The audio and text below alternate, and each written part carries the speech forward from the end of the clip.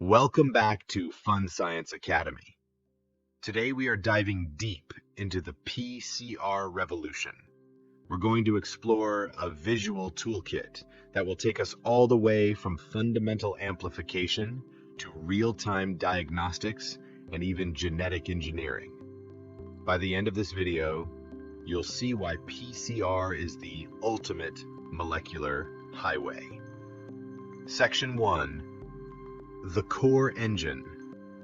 Conceived by Kary Mullis back in 1983, PCR completely transformed molecular biology. To make this magic happen, you need exactly 5 core ingredients. Template DNA. This is your original blueprint containing the target sequence. 2 primers. These are short, matching sequences that initiate synthesis at exact boundaries. Taq Polymerase. This is our star player. It's a heat-resistant enzyme isolated from the bacteria Thermus aquaticus. Nucleotides, DNTPs, the raw A, T, C, and G building blocks. Thermocycler, the programmable heat engine that drives the whole reaction.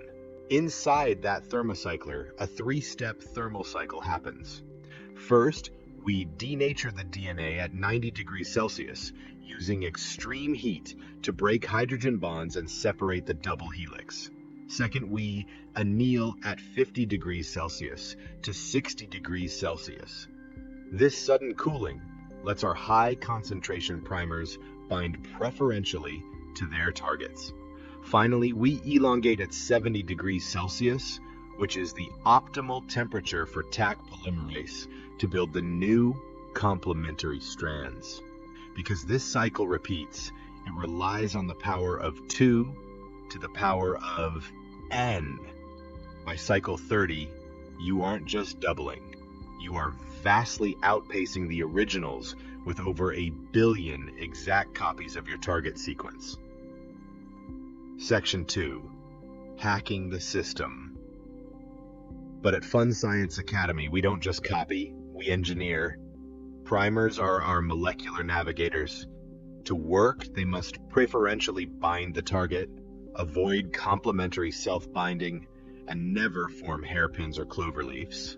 We can actually hack these primers. If we only know a protein sequence, we use degenerate primers, synthesizing a mixture at ambiguous third codon positions to guarantee a perfect match with unknown DNA. We can also append artificial restriction enzyme recognition sequences to the 5' end. After amplification, enzymes cut these sites to make sticky ends, making the fragment instantly ready for vector cloning. What if we are working with eukaryotic genes that contain massive non-coding introns? We turn to RT-PCR. Viral reverse transcriptase synthesizes complementary DNA, or cDNA, from processed mRNA. Then, standard PCR amplifies that intron-free cDNA, perfectly solving the problem for gene expression profiling. Section 3. Exploring the unknown. Sometimes scientists are working in the dark. To find unknown flanking regions around a known sequence, we use inverse PCR, where the DNA is cut, circularized, and primers amplify outward from the known interior. If you're missing the ends of an RNA sequence, we use RACE, rapid amplification of cDNA ends, by adding an artificial poly-A tail and using a specialized anchor primer to bridge the gap. We can also look at the bigger picture. RAPD uses short, arbitrary primers to amplify chance matches across a whole unknown genome, which is amazing for identifying genetic relatedness, like tracing pathogen outbreaks.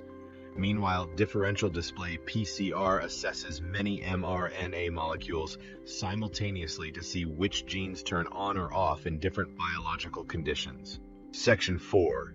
Genetic engineering and real-time diagnostics. Ready to play Dr. Frankenstein? With overlap PCR, we transition from copying sequences to actively engineering hybrid genes. By engineering the front end of one gene to match the rear of another, we can hybridize and splice them together. For surgical edits, we can use directed mutagenesis, swapping magnesium for manganese to deliberately reduce Taq Polymerase's fidelity and cause random errors. We can also use insertion cassettes with antibiotic resistance genes flanked by homologous DNA to precisely swap out a target gene. But what if we want to measure DNA in real time? Welcome to the paradigm shift of qPCR. We left behind static, unquantitative endpoint gels.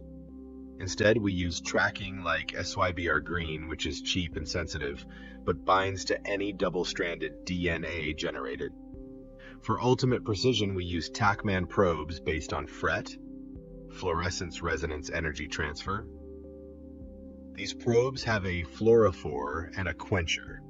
When Taq's nuclease activity degrades the probe, it breaks the FRET link, creating a burst of light directly proportional to exact target synthesis. We even have structural probes like molecular beacons and scorpion primers that use a stem loop conformation to unquench the signal upon target binding. Scorpions even use intramolecular tethering, making them the fastest and most specific detection method out there. Ultimately, it all comes down to your biological objective. The true power of PCR doesn't lie just in basic amplification, but in the radical modularity of its components. From simple standard PCR to complex mutagenesis, you now have the toolkit to navigate it all. Thanks for tuning in to Fun Science Academy, and stay curious.